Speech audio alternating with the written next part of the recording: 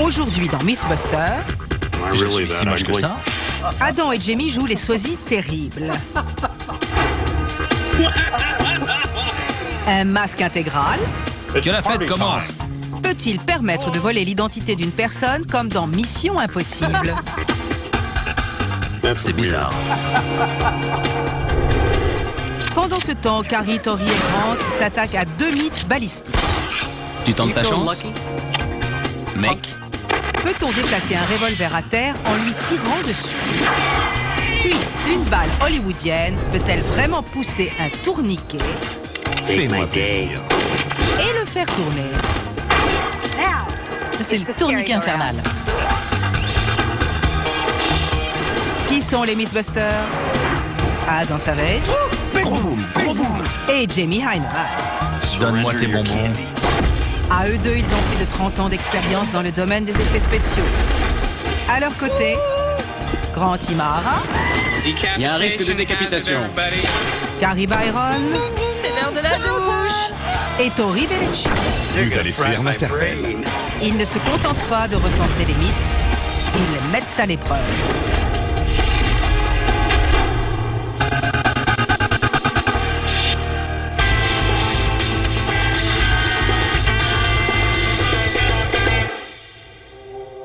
Ils se demandent sûrement qui on est. Ouais. On est un mythe, et je vais vous le prouver. Souvenez-vous, dans Mission Impossible, il arrivait qu'un personnage enfile un masque intégral pour s'approprier l'identité d'une autre personne et ainsi déjouer la vigilance des gardes. C'est ce qu'on va tester. Ouais. Dans la série culte des années 60, Mission Impossible, l'intrigue reposait souvent sur des masques faits main permettant de voler l'identité d'une personne. À l'écran, ce matériau flexible, teint d'une couleur naturelle, suffisait à tromper les gardes et même les collègues du personnage. Adam et Jamie veulent savoir si une telle ruse est possible dans la réalité. Tu veux connaître mon plan? Vas-y. Les masques qu'on portait tout à l'heure sont l'œuvre de SPFX Masks. Ils fabriquent les masques intégraux en silicone les plus réalistes du marché. Et ils bossent à l'ancienne, à partir de photos. Exactement comme les agents de Mission Impossible. Mais le masque ne fait pas tout. On doit se ressembler, mais on doit aussi s'imiter l'un l'autre. Tu veux suivre des cours de comédie? Il serait temps. C'est une super idée, t'as raison. Commençons par rencontrer le génie qui aidera Adam et Jamie à échanger leurs identités respectives. File-moi ton blé. Rusty et son équipe ont fait fortune en fabriquant les masques ultra réalistes sur lesquels ce mythe repose. C'est génial. Ils sont donc tout désignés pour fabriquer les masques d'Adam et Jamie. Vous croyez pas? Ils utilisent une technique artisanale proche de celle des agents de Mission Impossible. Mais fabriquer un masque de monstre surnaturel est une chose. Recréer un visage humain de manière à tromper un agent de sécurité est une toute autre histoire. Ouh, elles sont pointues. C'est très séduisant. Pour que les masques de Adam et Jamie ne ressemblent pas à d'horribles trolls, Tournez à gauche. ils commencent par collecter des données précises. Je vais mesurer vos pommettes. En se basant sur ces mesures et ces photos, Jim, un spécialiste des effets spéciaux, sculpte un buste en argile anatomiquement identique qui servira de base à chaque masque. Puis, des moules en fibre de verre sont créés autour de l'argile. Et une fois terminés, voilà à quoi ça ressemble. Voilà mon moule. Ensuite, ils vont l'assembler et y verser du silicone pour obtenir un deuxième Jamie. Une fois le silicone sec et séparé du moule, la toile de fond de chaque masque est terminée. On passe ensuite à la texture, aux détails et à la couleur. On pense tous que la peau n'a qu'une couleur, alors qu'en fait, elle est composée d'une multitude de teintes. C'est une tâche extrêmement compliquée qui va demander 6 à 10 heures de travail à se peindre. C'est bizarre. Mon masque est à moitié terminé. Ça ne me ressemble pas vraiment, mais avec des poils et un béret, vous pourriez être surpris. Le plus surprenant, c'est surtout la somme de travail investie dans la moustache et la barbe de nos compères. Chaque poil est sélectionné et inséré séparément.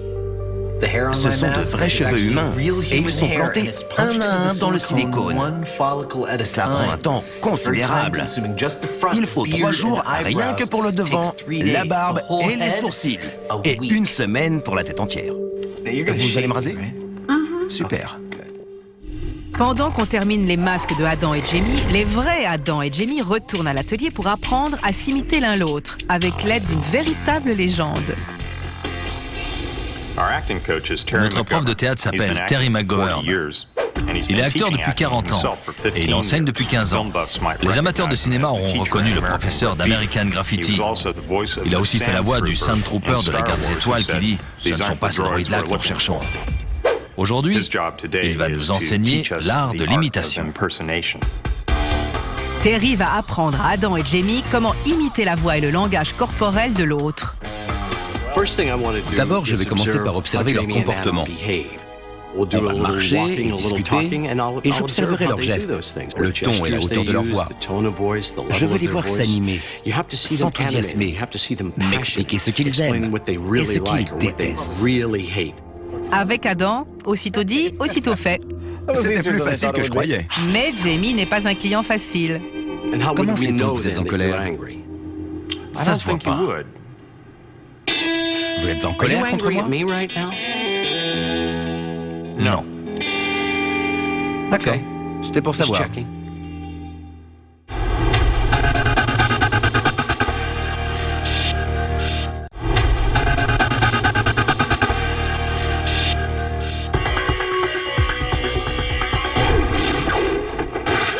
Bon, vu le titre de la séquence et les armes que vous avez à la main, je devine qu'on va tirer sur quelque chose.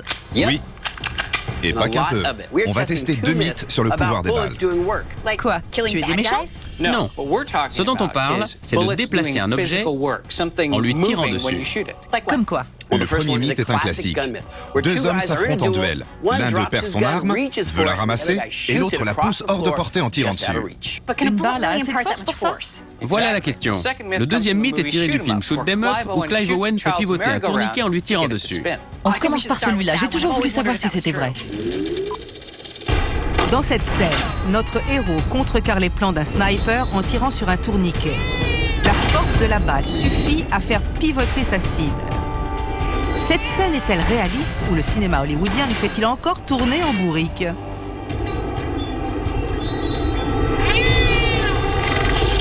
Il va falloir reproduire à l'identique les circonstances du mythe telles qu'elles sont montrées dans le film, c'est-à-dire la distance de tir et le type d'arme. Ensuite, on essaie. Et si ça marche pas, on augmente la puissance de tir. On devrait réduire les frottements du tourniquet avec du lubrifiant. Donc, il nous faut des accessoires, l'arme du film, un Glock, un tourniquet et un stand de tir. C'est parti! Pour ce mythe des armes à feu, on est au stand de tir de Richmond pour découvrir si un pistolet peut faire pivoter un tourniquet. Ils ont d'ailleurs apporté leur propre tourniquet. Une bonne lubrification devrait réduire les frottements pour qu'ils tournent plus facilement. Le manège est lubrifié et d'aplomb. Parfait. Super. Les barres de sécurité sont en place. La récré peut commencer. C'est bon. Voyons si ça marche. Mais avant de faire de ce tourniquet le jeu pour enfants le plus dangereux de l'histoire, Comme quand j'étais petite. C'est dangereux et ça donne la nausée. d'abord un petit cours de science. L'idée, c'est que l'énergie de l'impact de la balle doit vaincre l'inertie du tourniquet. L'inertie, c'est la résistance au mouvement basée sur la masse. Le tourniquet pèse 227 kg. Ça fait beaucoup à bouger. Grant utilise un dynamomètre pour déterminer avec précision la résistance que la balle doit vaincre. Ok, 3,9 kg. Ça m'étonnerait que ça marche. Grant place un repère qui indiquera avec certitude si le pistolet a fait bouger le tourniquet. Justement, en parlant d'armes, Pour tester ce mythe, on va commencer par utiliser l'arme du film, un 9 mm. Et si ça marche pas, on piochera dans l'arsenal des Mythbusters, en choisissant des armes de plus en plus puissantes. excellent plan. On commence par l'arme du film, le Glock. Son énergie initiale est de 519 joules et sa vitesse de 396 mètres par seconde. Souvenez-vous, plus l'objet est lourd, plus son inertie est importante. Avec ses 227 kg, le tourniquet est très lourd. Et bien que la balle ait une énergie initiale de 519 joules, une partie de cette énergie se dissipe dans l'air. Au moment de l'impact, la balle aura-t-elle encore suffisamment d'énergie cinétique pour vaincre l'inertie et le frottement des roulements? L'équipe se met à l'abri tandis que Tori pointe le Glock sur la cible.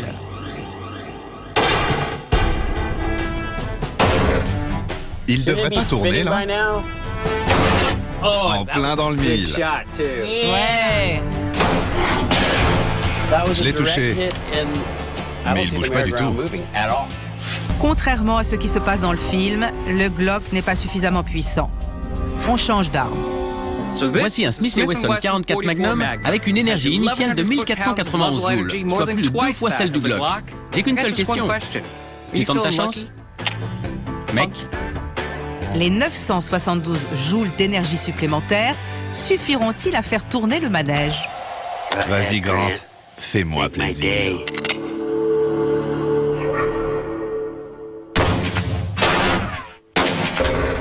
Le deuxième coup n'était pas nécessaire. Même avec un revolver plus puissant, le manège ne tournait pas. Il a bougé de 19 mm, un peu plus qu'avec le Glock. Rien à voir avec la scène du film. Il nous reste un revolver dans notre arsenal. Le calibre 45 a 4 fois l'énergie initiale du Glock. Mais cela suffira-t-il à vaincre l'inertie du tourniquet?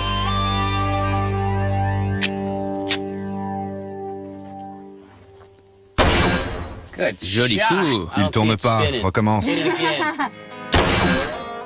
Toujours pas. Non.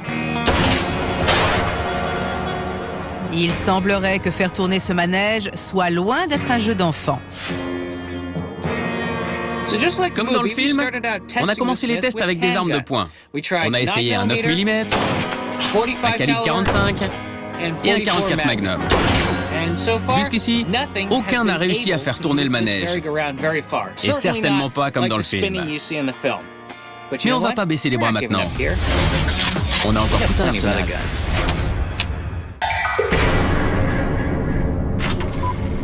Adam et Jamie veulent savoir si enfiler un masque et changer de gestuelle suffit à tromper un agent de sécurité.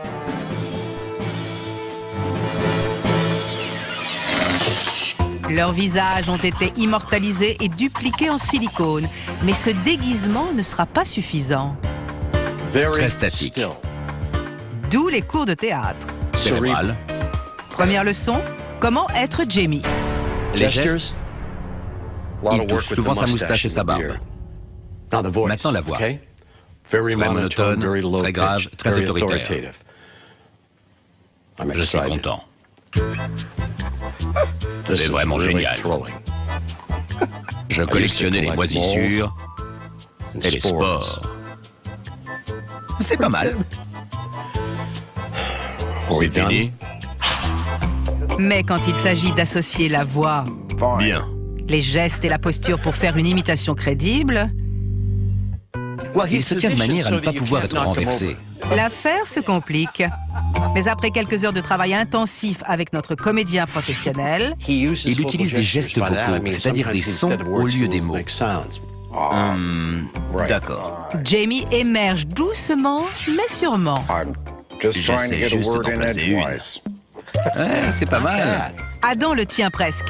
Et pendant qu'il continue à répéter, c'est au tour de Jamie. D'abord, Adam bouge beaucoup.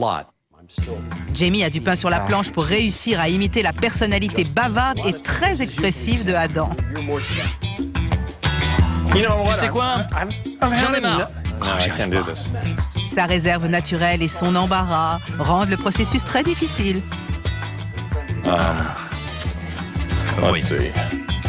Mais grâce à son sens de l'humour, sa persévérance et les talents de professeur de Terry, Vous devez casser votre posture habituelle. il progresse. Il pense beaucoup avec ses cheveux. La recette pour jouer Adam est assez simple. Il fait beaucoup de gestes erratiques avec le haut du corps et les bras. Tu sais quoi? Je crois que t'as raison. Il est sans arrêt en train d'ajuster ses lunettes, de se recoiffer et de toucher sa barbe.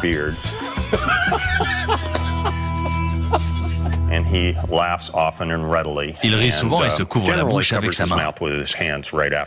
Je peux m'arrêter? Vous pouvez remettre votre béret. Bien. Mon travail est terminé. Bonne chance. Le rideau tombe et Terry tire sa révérence. Nos comédiens en herbe se font ensuite livrer en main propre leur masque. Le choc est rude. Je suis si moche que ça.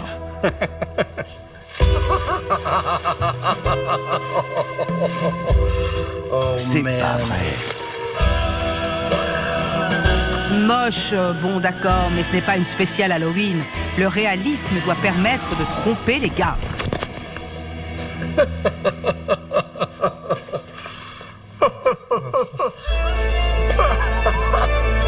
Et pour y parvenir, il faut que l'illusion soit totale. T'es prêt? Pour devenir Jamie, il ne suffit pas d'avoir un siècle et demi, d'aimer les voitures de sport et le cidre. Un grand nombre d'éléments composent le mystère baptisé James Franklin Heinemann. Pour commencer, les chaussures. Puis le pantalon gris. Et enfin, la classique chemise blanche, qui est clairement trop grande pour moi. Il ne manque plus que des épaulettes, le masque, le béret et les lunettes. Et la métamorphose est terminée. C'est un saisissant face-à-face de sosie. J'ai l'impression que l'habit fait le moine. On peut le dire. Cela sera-t-il suffisant? De gros défauts sautent encore aux yeux. Ces masques sont d'abord sculptés sur un moule intérieur générique. Par conséquent, chaque masque sera légèrement déformé par la personne qui le porte. Dans mon cas, la tête d'Adam paraît plus large et plus grosse qu'elle ne l'est en réalité. Le résultat n'est pas parfait. Je me tiens vraiment comme ça? Tout dégingandé? Il m'a dit d'être toujours souple parce que tu bouges tout le temps.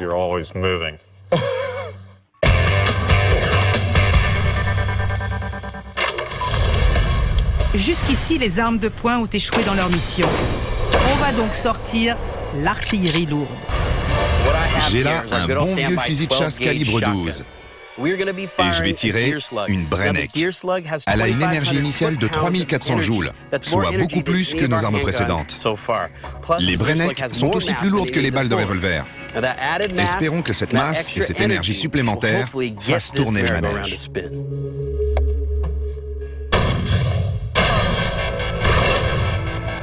Ok. Donc, non seulement il tourne pas, mais t'as fait un gros trou dedans. Il a peut-être fait un tour complet sur lui-même. Non. Ça ne fonctionne pas. Mais peut-être qu'une petite plaque blindée aiderait. Les balles vont tellement vite qu'elles traversent le tourniquet et toute leur énergie est gaspillée. Ces plaques vont, j'espère, capter l'énergie et faire tourner le manège.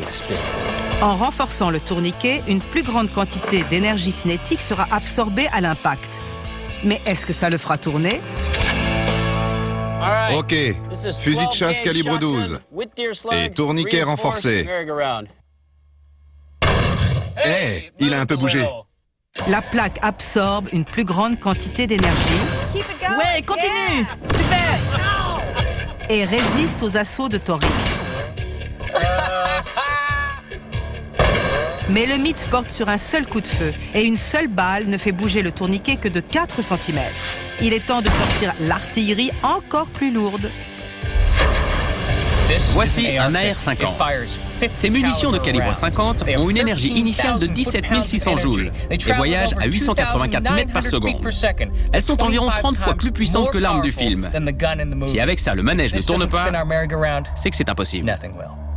Avec son incroyable vitesse initiale, le calibre 50 est l'arme la plus puissante de tout l'arsenal des Mythbusters.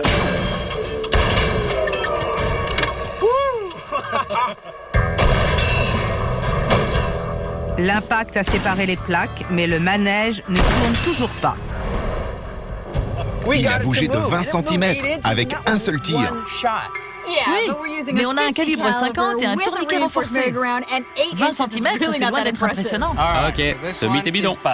Complètement bidon. Certes, mais d'autres rebondissements sont encore à venir.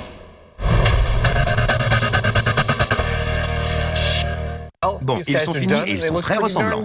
Comment on va les tester? On pourrait faire venir des téléspectateurs, des gens qui connaissent juste nos visages, pour voir s'ils se font avoir.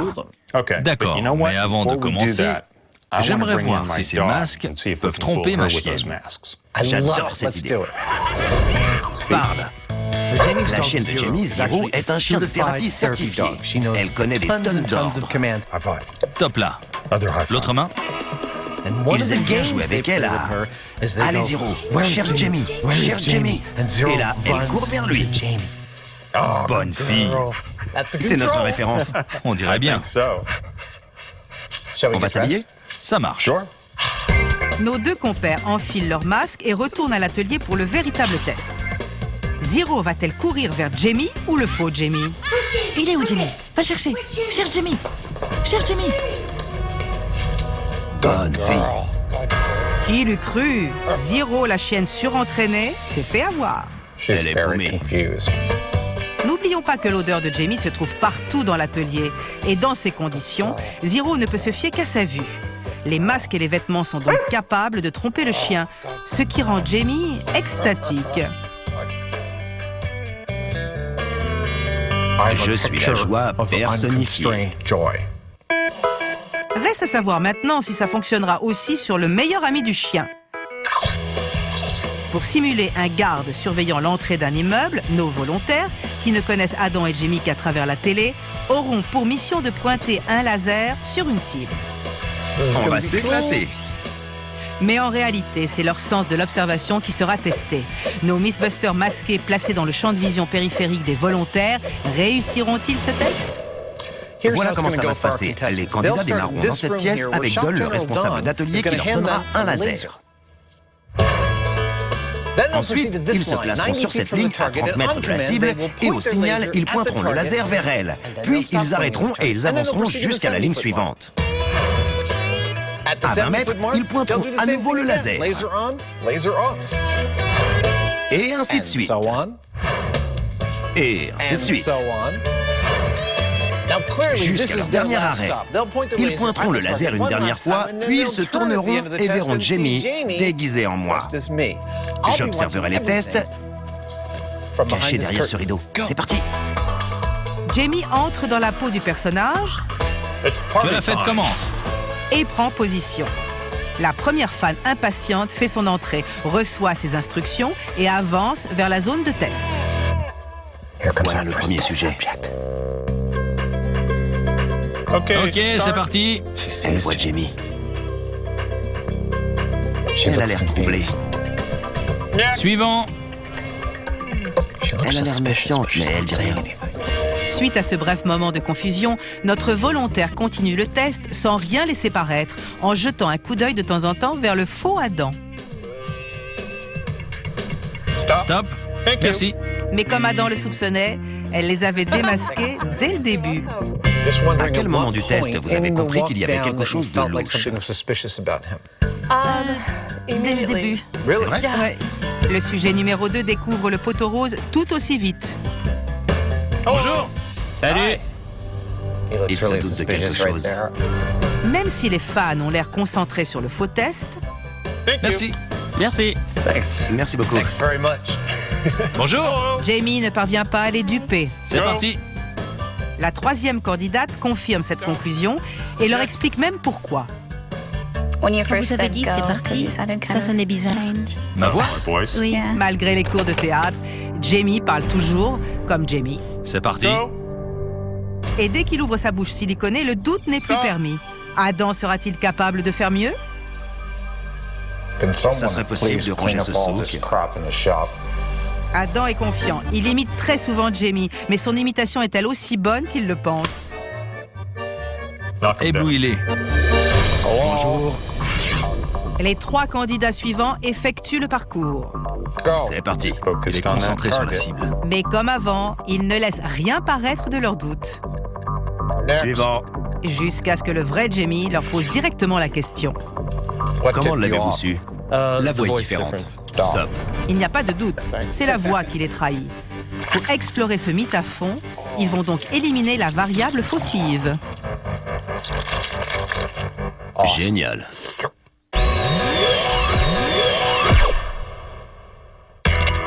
Jusqu'ici, Carrie, Tori et Grant ont prouvé qu'Hollywood prenait des libertés avec les lois de la physique. Complètement bidon.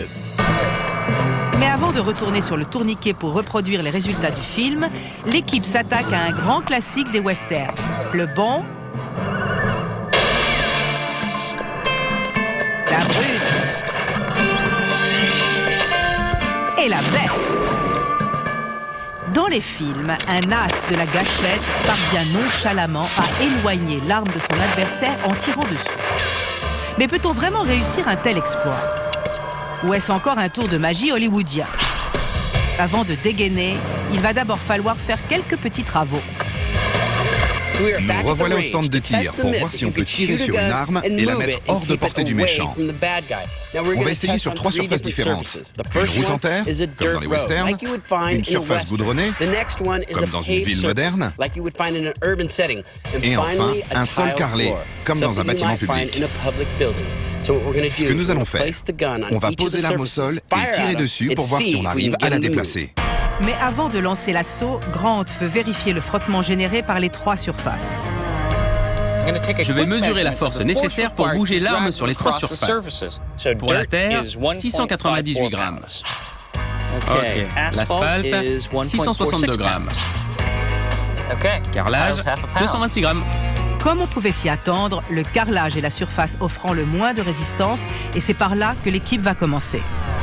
Ce pistolet est assez lourd, presque 1 kilo. Je vois pas comment l'énergie initiale d'une arme de poing pourrait le faire bouger, quelle que soit la surface. Éloignez l'arme du méchant. Pistolet contre pistolet sur carrelage. J'hallucine! Il bouge! Exactement comme dans les films. Ça marche! C'est incroyable. Contrairement à ce que l'équipe pensait et exactement comme dans les films, Tori déplace l'arme sur 5 mètres de carrelage, hors de portée de Buster the Kid. 3 coups. Ça marche super bien sur le carrelage. C'est dingue! Le 9 mm n'a eu aucune difficulté sur le carrelage. On passe à la deuxième surface, l'asphalte. Son taux de frottement est plus élevé, elle opposera peut-être une plus grande résistance. Pas mal. 3 coups, tu y es presque. Ça y est, 4 coups. Ça marche aussi sur l'asphalte. Super, ça fait 1,20 m par balle. Confirmé pour l'asphalte. Même s'il faut 3 fois plus de force pour déplacer une arme sur l'asphalte, une balle de plus que sur le carrelage a suffi. Pour 4,85 m, il a fallu seulement 4 balles. L'arme a glissé sur l'asphalte. Je pensais vraiment pas que ce serait aussi simple. C'est vrai, jusqu'ici les Mythbusters se sont complètement plantés dans leurs prédictions, mais il reste encore la surface en terre. C'est parti!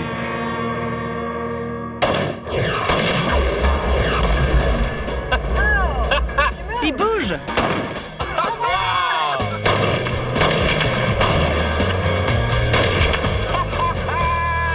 Ça marche super bien sur la terre. Confirmé pour la terre. Les westerns ne mentent pas. En tout cas, pas cette fois. Même sur la surface la moins glissante, 6 coups seulement ont suffi à placer l'arme hors de portée. C'est une question de transfert d'énergie cinétique. La balle a une certaine énergie cinétique qui dépend de sa masse et de sa vitesse. En touchant l'arme, elle en transfère une partie ou la totalité selon la surface sur laquelle l'arme est placée. Quoi qu'il en soit, la balle touche l'arme et la déplace. Maintenant, on va placer l'arme sur la terre, la surface la moins glissante, et voir si en augmentant la puissance de feu, on peut obtenir les mêmes résultats qu'avec le 9 mm sur le carrelage. Après un franc succès sur les 3 surfaces, il décide de confirmer une bonne fois pour toutes ce mythe sur la terre. Surface en terre, pistolet contre balle Brenneck.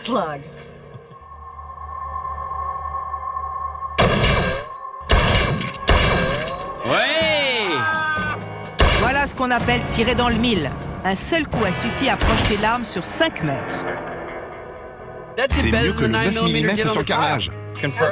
Les westerns disent la vérité. Je vous l'avais bien dit. Eh oui, dans ce cas précis, ce grand classique des westerns est tout à fait possible. Contrairement au tourniquet. Mais ils n'ont pas encore renoncé à ce mythe. Ils vont tenter de découvrir dans quelles circonstances il est possible de le faire tourner.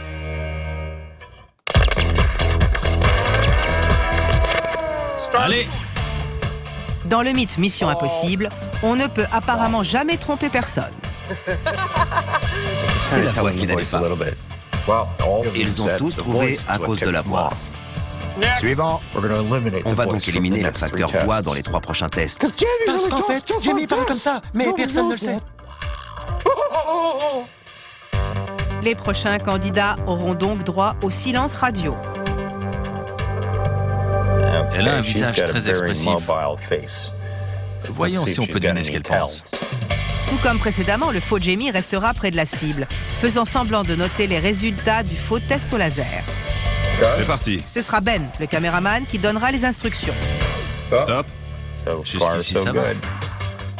Notre candidate en rose semble concentrée sur la cible.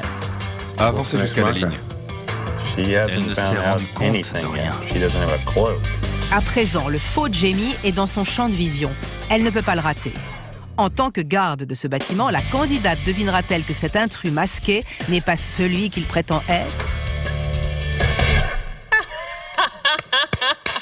Bonjour. Bonjour, c'est génial. Vous êtes son sous-vie. Incroyable. À quel moment vous vous êtes rendu compte que quelque chose clochait? Quand je vous ai regardé de près. Tout de suite? Oui, quand je suis arrivée là. Avant ça, je pensais que vous étiez Jamie. Génial. Merci beaucoup. Merci, Jamie. Merci. Et merci, faux Jamie. Mais Ce résultat vient confirmer le mythe. Ce n'est que lorsque le vrai Jamie est sorti pour lui parler qu'elle a compris la supercherie.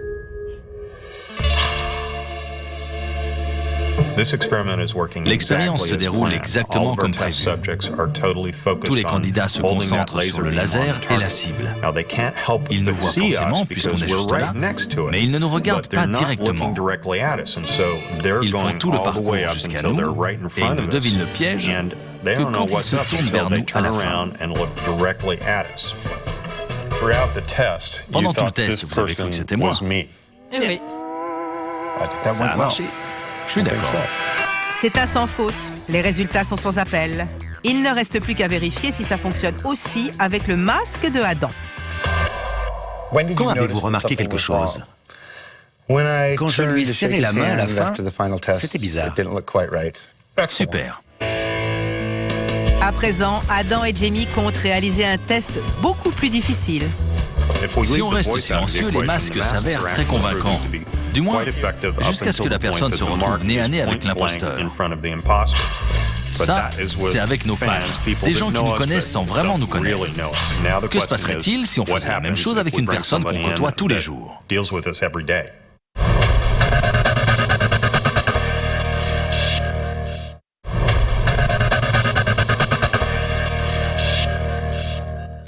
C'était génial de voir le pistolet voler comme ça. C'est vrai. D'ailleurs, je crois qu'on devrait refaire le test du tourniquet. Comment ça? On pourrait le modifier pour qu'il absorbe l'énergie des balles et qu'il tourne plus facilement. Si on arrive à vaincre l'inertie, peut-être qu'il tournera pour de bon. Surtout si on tire dessus de manière répétée. On est les Mythbusters. En faire trop, c'est notre spécialité. En tête de liste des choses à améliorer, le tourniquet. Descends-le. Tori retravaille les roulements pour qu'ils tournent avec le plus de fluidité possible. Le problème, c'est que les roulements du tourniquet frottaient beaucoup trop. Alors je les ai remplacés par des paliers à plis. Ça devrait réduire les frottements et lui permettre de tourner dès qu'on tirera dessus. Pendant ce temps, Grant et Carrie montent des plaques blindées. Non seulement elles serviront de cible, mais elles devraient assurer une absorption maximale d'énergie cinétique. Ouais. Les rénovations sont terminées. Retour sur le terrain de jeu. Le terrain de jeu le plus dangereux du monde. Le nouveau tourniquet est en place. Ils vont pouvoir vérifier s'il est vraiment mieux que le précédent. La dernière fois, il a fallu 3,9 kg. Et maintenant? Roulement de tambour. Ok, c'est parti. 181 grammes. Ça fait 3,7 kg de moins. Il va peut-être tourner. Et pour augmenter les chances de réussite, ils vont utiliser 3 gros calibres. Carrie se réserve l'entrée. Tori et Grant s'occuperont du plat principal. Voici les armes qu'on va utiliser pour essayer de faire tourner notre manège. 2 fusils semi-automatiques qui vont tirer des projectiles dont l'énergie dépasse les 6700 joules. Mais on pensait commencer par quelque chose d'un tout petit peu plus puissant. Regardez, c'est un Barrett 416. Avec une énergie initiale de 12 200 joules, on devrait pouvoir vaincre l'inertie et faire tourner le manège comme dans le film. Comme si ce terrain de jeu n'était déjà pas suffisamment dangereux, Carrie fait une retouche de dernière minute pour rendre l'expérience encore plus spectaculaire. Là, c'est le tourniquet infernal. Infernal, ça c'est sûr. Mais est-ce que ce sera pour autant un succès? Le résultat sera-t-il identique à la scène du film? C'est parti. Le super tourniquet avec presque 27 000 joules d'énergie. C'est Carrie qui donne le coup d'envoi.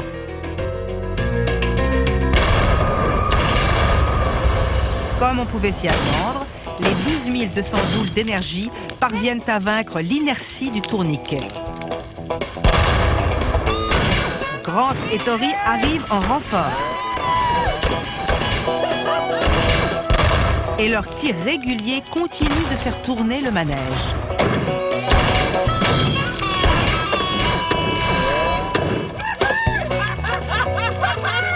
Cette expérience est terrifiante. Ok, qui veut faire un tour? On a reproduit les résultats. C'est génial. Génial, oui, mais bidon, malgré tout. Le résultat n'a été obtenu qu'en prenant des mesures extrêmes. On a tiré les leçons de la première expérience et on les a appliquées au super tourniquet. On a réduit les frottements, on a ajouté des plaques pour absorber l'énergie. Et vous savez quoi? Ça marche. Pourquoi pas la balançoire explosive? Ou le bac à sable miné. Le tape-cul au C4. J'adore.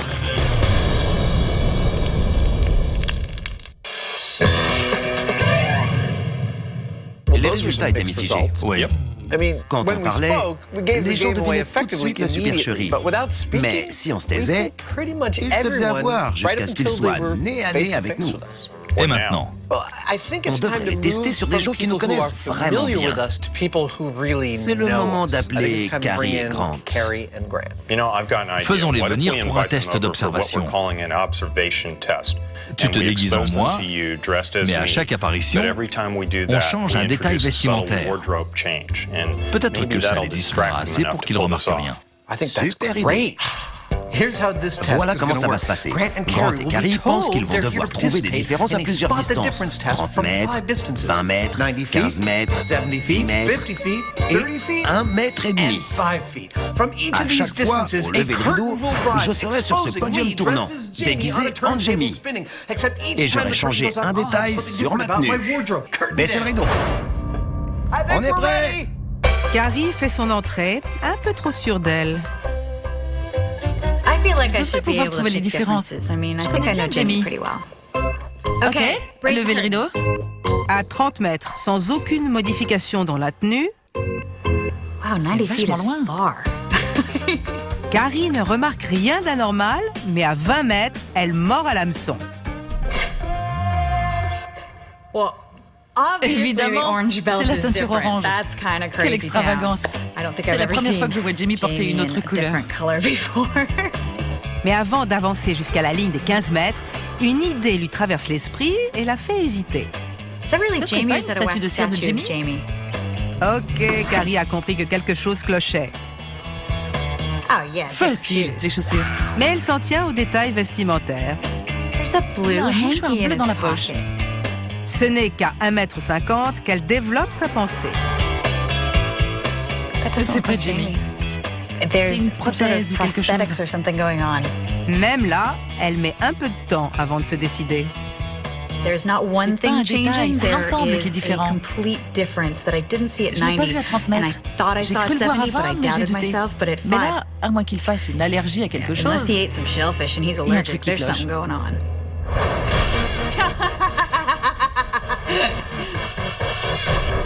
Je savais que c'était un piège. Tu t'en es aperçu quand? À 20 mètres. C'est tout? J'ai cru que c'était une statue de cire. C'était bizarre.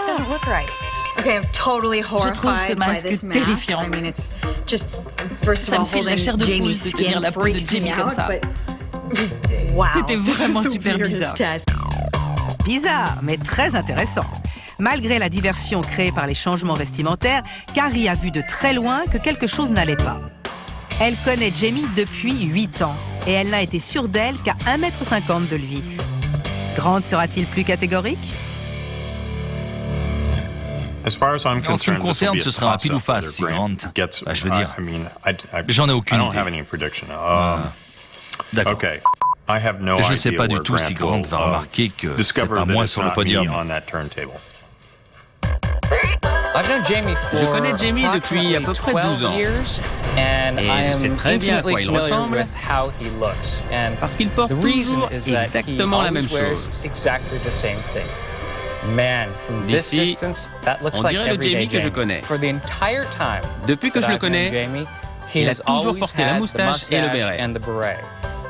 Le reste de sa garde-robe n'a pas changé depuis au moins 8 ans. Fastoche. Il a une ceinture orange fluo. Au fur et à mesure du test et malgré la relation privilégiée que Grant entretient avec Jamie, c'est pas les bonnes chaussures. Il ne semble pas du tout remarquer qu'il s'agit en fait de Adam. À quelle distance s'en apercevra-t-il? 1,50 m. T'es prêt, Jamie? Je suis prêt. Levez le rideau. C'est bizarre. On dirait une statue de cire de Jamie. Je sais que c'est bizarre, mais je ne crois pas que ce soit lui. Eh oui, à moins d'être très près, le masque fait véritablement illusion.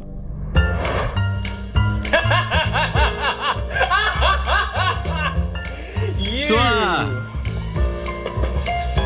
Docteur? Tu peux me tenir ça? J'hallucine.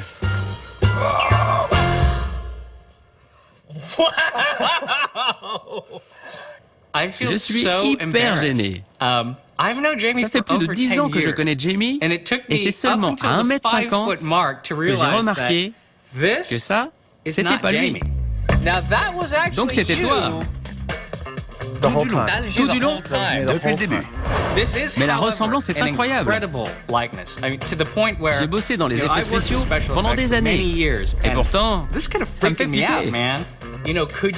Est-ce qu'on pourrait tromper quelqu'un, même quelqu'un qu'on connaît super bien, avec un masque aussi ressemblant, sans parler, et juste en se croisant comme ça, vite fait? Je crois que oui. Je suis assez surpris. On a trompé Grant et Carrie. Je crois que cette ruse est surtout une affaire de circonstances. Avec la bonne distance et quelque chose qui distrait l'attention, on pourrait même assassiner quelqu'un. On en conclut quoi? Peut-on vraiment tromper quelqu'un avec un masque intégral? De si près, ça marche pas. Mais d'assez loin avec une diversion, à mon avis, c'est plausible. Flippant. On va dire plausible. Disons que c'est une mission possible. Joli.